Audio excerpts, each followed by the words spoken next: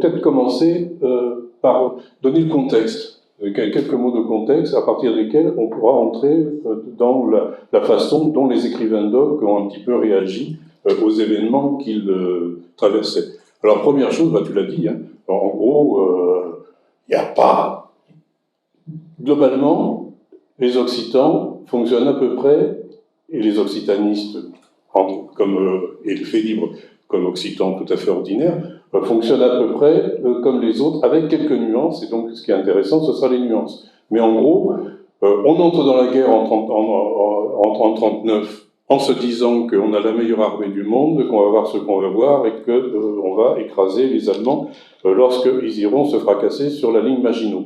Et comme vous savez, les Allemands ne se fracassent pas du tout sur la ligne Maginot, ils font le tour et ils fracassent la ligne Maginot, et ils passent par les Ardennes, là où Pétain avait dit si ils y passeront pas, et s'ils y passent, on les repincera à la sortie. C'était sa formule, on les pincera à la sortie.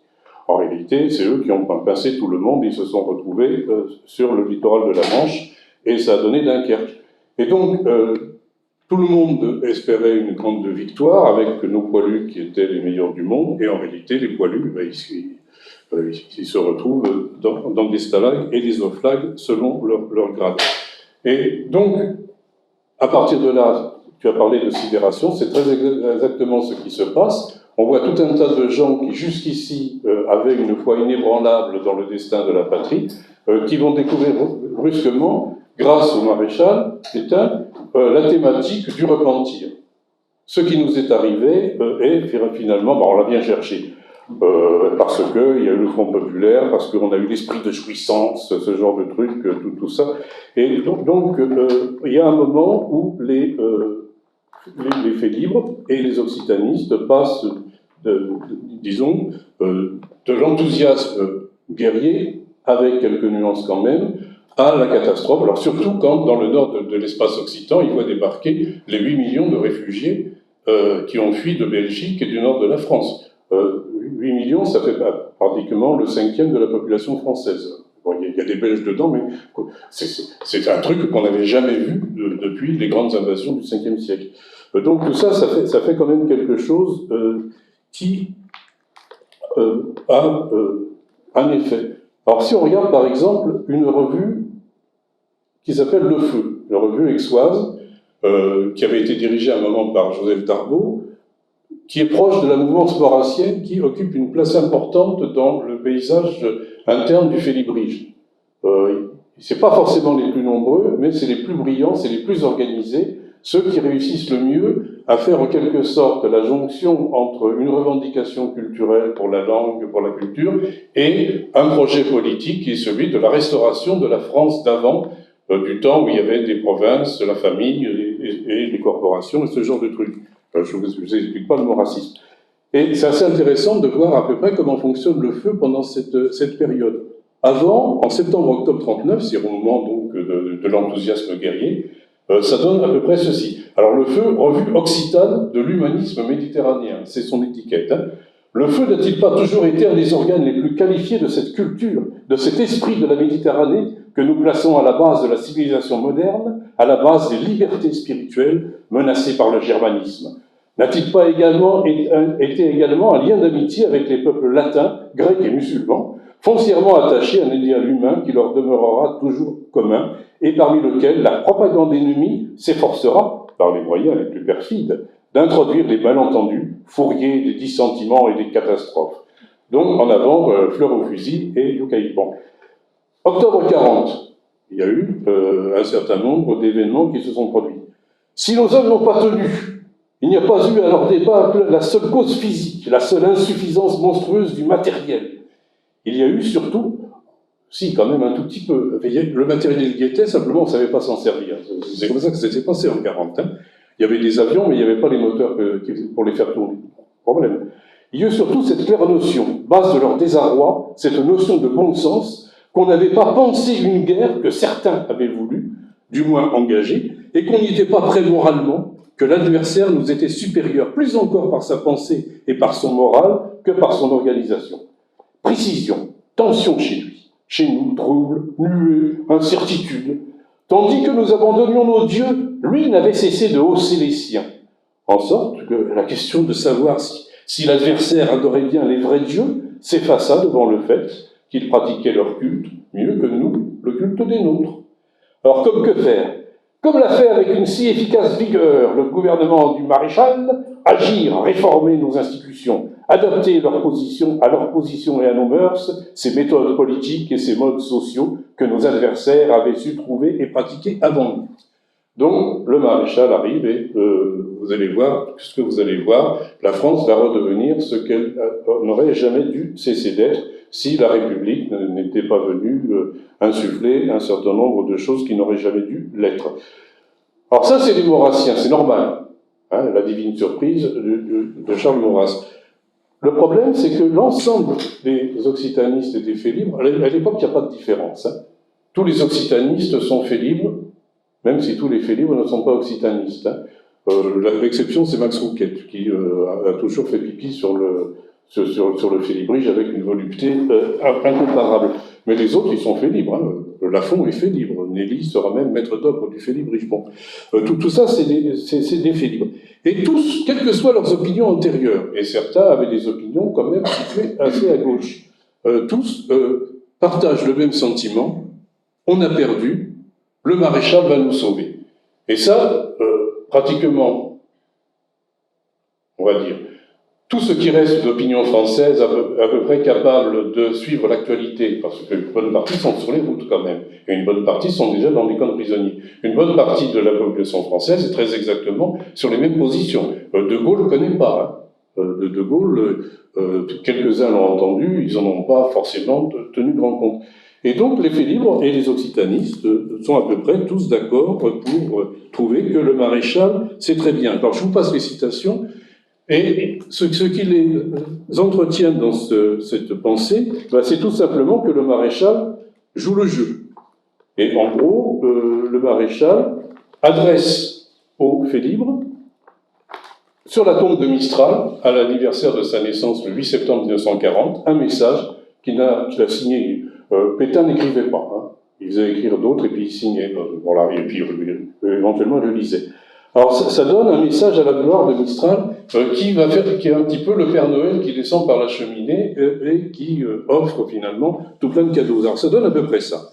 Je tiens à m'associer du plus profond de mon esprit et de mon cœur à la célébration, qui ne fut jamais plus opportune, de la mémoire de Frédéric Mistral, parce que je vois en lui l'évocateur sublime de la France nouvelle que nous voulons restaurer.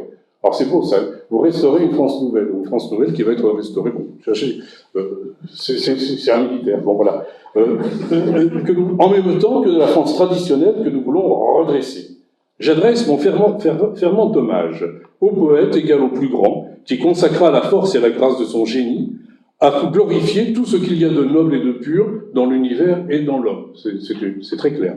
Au sage, l'égal des plus sages, qui, joignant l'exemple au précepte, ne cessa de répandre autour de lui la contagion des plus hautes vertus, courage optimiste, mâle persévérance, charme des choses de la terre et des humbles rites de la vie domestique, culte des autels, des foyers et des tombeaux. Aux citoyens, aux patriotes, dont l'œuvre et la vie témoignent que l'attachement à la petite patrie non seulement n'ôte rien à l'amour de la grande, mais contribue à l'accroître en opposant une résistance invincible à tout ce qui peut nous déclasser, nous niveler, nous déraciner. Aux chantres inspirés de la race latine et des trésors spirituels dont elle est l'héritière et qui constituent pour elle une promesse d'éternité. Et puis, c'est notre Renaissance française, trouver en Mistral son guide et son maître, son animateur et son inspirateur.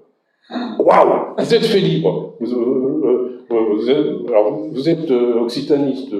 Quelles que soient vos opinions avant la guerre, vous voyez ça, je vous dis, c'est le Père Noël qui est là, quoi.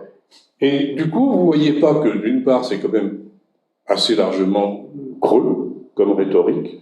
Alors, c'est pas Pétain qui l'a écrit, c'est un maurassien drômois d'ailleurs, qui s'appelle Gilloin, qui a pondu ça. C'est à peu près les clichés ordinaires qu'on trouve dans la prose maurassienne un peu partout. Et un lecteur attentif, mais il y en a eu très très peu à l'époque, aurait pu remarquer qu'on parlait bien de Mistral comme finalement sage, précepte, mâle, courage optimiste. Tu parles qu'il était optimiste, Mistral, il était dépressif la moitié du temps. Nulle part, la question de la langue n'est évoquée. Mistral a écrit, il a donné un exemple, il a écrit, mais c'est pas le plus important, hein. Il a surtout donné l'exemple des vertus ragnagna. Bon. Il a écrit en occitan, personne n'a besoin de le savoir. Et ça aurait quand même dû alerter un lecteur attentif. Gillois n'a jamais écrit qu'en français. Hein. Mais pour les fédérés et les occitanistes, ça veut dire qu'ils ont gagné. Pendant toute la Troisième République, on les a envoyés promener en disant que oui, les programmes étaient trop lourds, que c'est très bien la petite patrie, mais que bon, voilà. Là, on a quelqu'un qui, enfin, nous prend au sérieux, et on va voir ce qu'on va voir, on va décentraliser, car le maréchal a promis qu'on allait rétablir les anciennes provinces, on va décentraliser, et puis on va revenir à la terre, parce que la terre ne monte pas, et donc là encore, Pétain n'invente rien, hein. Et c'est ça qui permet au discours de passer. Il dit très exactement ce que tout le monde a dit pendant tout l'entre-deux-guerres. Le retour à la terre, les racines, la petite patrie qui fait aimer la grande, même l'humanité. Dans les années 30, à la fin des années 30, le dit. La petite patrie, tout ça, et on peut même célébrer Mistral dans l'humanité, voilà. Et donc, à la limite, il y a un consensus, nous, dans la France de l'entre-deux-guerres, autour du régionalisme. Lorsque Pétain parle de régionalisme, il ne fait que surfer sur quelque chose qui fait partie du sens commun, de l'ordinaire, de la culture de son temps. Et là, ça marche. Et donc, au départ, tous les occitanistes envoient des messages à Pétain. Lorsque Pétain visite une ville de province dans la zone sud, puisqu'il y a une zone sud, les groupes folkloriques sont là pour danser devant Pétain. On lui offre des éditions illustrées de Mireille. Il en profite pour raconter qu'il a rencontré Mistral, qu'il a même pris en autostop un jour, hein, et que c'est là qu'il a acquis la sagesse mistralienne. Bon. Donc il y a un moment d'enthousiasme et de lune de miel entre le régime de Vichy et le félibrige. L'unique voix discordante que je connais, c'est Paul Essavel, dans une lettre à Robert Laffont, parce que Paul Essavel, grand poète provençal devant l'Éternel, avait été à Verdun. Il en était sorti d'ailleurs mutilé. Et il explique quand même à Laffont, avec des mots simples, que Pétain, il n'est pas vraiment convaincu, parce qu'il connaît. Quand on a fait Verdun en 16, on connaît. Voilà, le bon côté, puis le mauvais côté. Bon. Mais autrement, voilà, tout le monde est enchanté. Il va falloir un certain temps pour s'apercevoir que c'est pas si simple que ça. Et donc, au départ, dans toutes les publications félibréennes, il y a du maréchal, en voulez-vous, en voilà, quoi. Avec, toujours associé à Mistral. Alors, là, je vous épargne les citations mistraliennes. Voilà. Frédéric Mistral, profeto et précursor. Le 25 de mai de 1940, le maréchal Pétain a dit: notre défaite est venue de nos relâchements. L'esprit de jouissance détruit ce que l'esprit de sacrifice a édifié. C'est un redressement moral que je vous confie. En 1986, dit son discours de Cap, Frédéric Mistral disait: nous autres, estats d'un siècle fatigués de burros et de duissures basses, de mescrésences amares et de paroles vuelles, puisque siamo remontés vers les fonds sanitous de nostres origines, per retrouver la joie et l'espérance, per nous revisculer et nous renouveler le sang de la fraîcheur et la lumière. Et vous avez comme ça 3 pages, avec une citation de Pétain, et la citation de Mistral qu'il annonce 50 ans auparavant. Alors donc, toutes les revues occitanes célèbrent, publient le message, et célèbrent la parole du maréchal. Et puis progressivement, et c'est surtout net à partir de 1942, l'enthousiasme faiblit. Et la célébration du maréchal va être remplacée par la célébration des centenaires. Il y a tout un tas de faits libres qui ont eu le bon esprit de naître dans les années 40. Et donc, chaque numéro de revue occitane de cette époque célèbre Paul Arène, Arnaviel, Félix Gras, tous ceux qui ont eu le bon esprit donc de naître au bon moment et au bon endroit. Et donc, le maréchal, là-dedans, il est enseveli en quelque sorte sous la célébration d'une histoire interne. Il y a un véritable repli, en quelque sorte, du félibrige sur les vraies valeurs qui sont les valeurs de sa propre histoire. Et tout ce qui se passe en dehors est mis de côté. Alors pourquoi ? D'abord parce qu'on s'est aperçu que le discours sur la décentralisation, c'était du flanc. En réalité, le maréchal n'a pas du tout envie de rétablir des institutions provinciales autonomes, il a envie de mettre des super-préfets, des préfets, des sous-préfets, des maires nommés par le gouvernement, et surtout aucune initiative locale. Le maréchal Pétain est un officier de métier. Hein, il y a le général, il y a le colonel, il y a le commandant, il y a le lieutenant-colonel, et Lucchesi, ça descend comme ça jusqu'aux deuxième classe. Et c'est comme ça que c'est bien. Si on commence à mettre un peu ça va être le bordel. Voilà, alors donc on s'aperçoit alors en plus, les découpages régionaux ne tiennent absolument pas compte à ce que demandaient les faits libres, à savoir la prise en compte des réalités culturelles, linguistiques et tout ça. Et puis sur la langue, il y a des promesses. Il faut attendre décembre 1941 pour avoir une circulaire qui autorise un enseignement facultatif en dehors des heures de classe. Et on a très vite un retour du terrain, notamment dans la revue Hoc. Alors au passage, vous admirerez la qualité du papier de guerre. Hein. C'est vraiment un peu du papier d'emballage. Et dans Hoc, on a un témoignage d'un instituteur qui dit j'ai essayé de faire des cours facultatifs de langue, et en réalité, ben, les gamins, dès que la classe est finie, ils se cassent. Qu'est-ce que vous voulez qu'ils fassent? Ils vont pas rester 1 heure de plus ou 2 heures de plus après la classe, alors que papa leur demande d'aller garder les vaches. Et voilà. Et donc, à partir du moment où c'est pas inclus dans les programmes et dans les horaires des maîtres, c'est pas la peine. Et ça marchera aussi pour Dixon. C'est pas la peine de demander aux élèves de se précipiter en hurlant dans les cours de langue régionale. Et donc, progressivement, les faits libres et les occitanistes, dans le meilleur des cas, observent, passent à autre chose, et sinon, surtout, on ne parle de rien, on ne parle que de nous, on ne parle que de notre passé, parce qu'on sent qu'on s'est fait avoir, d'une certaine manière. Alors, est-ce que ça veut dire que tous vont devenir résistants? Non. Bon, d'abord parce qu'on ne devient pas résistant comme ça. Je veux dire, aujourd'hui, c'est facile de parler de la résistance et de dire si on avait été là, on aurait vu ce qu'on aurait vu. Non, attendez, vous n'allez pas vous présenter comme ça. Bonjour, je suis prêt à faire entrer en résistance. Vous êtes choisi par des gens qui vous connaissent, qui pensent que vous êtes à peu près sûr, que vous tiendrez le coup, etc. Et donc, le nombre des résistants, surtout dans les premières années, en septembre 1944, pas de problème. Hein. Là, vous en aviez des résistants. Mais en août, septembre 40, non, très très peu. Et donc, n'entre pas dans la résistance qui veut. Et il y a eu donc des résistants occitanistes, mais ils étaient plus résistants qu'occitanistes et faits libres. Ce que, en fait, par exemple, Robert Laffont exprimera très bien en février 1945 dans Thérodoc, dans une simple chronique d'Outen de guerre, sur ces faits libres résistants, il y avait bien qu'aucun qui s'erano cubert de gloire, les armements, mais aviendi la batteste un po' desoblida salenda et reprenien su felibrigi parier comme botte si croule. De la même façon qu'on remet ses chaussures, en quelque sorte, lorsqu'on se lève le matin.